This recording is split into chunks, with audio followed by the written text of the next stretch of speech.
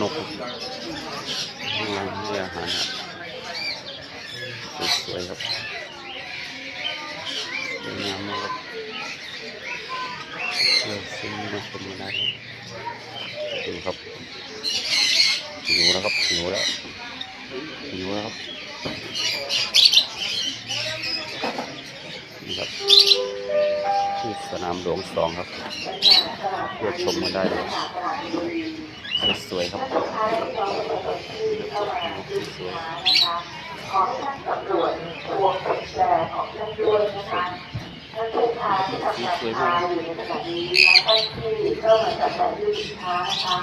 ขอให้ท่านตำรวจกุญแจของท่านด้วยนะคะในวันนี้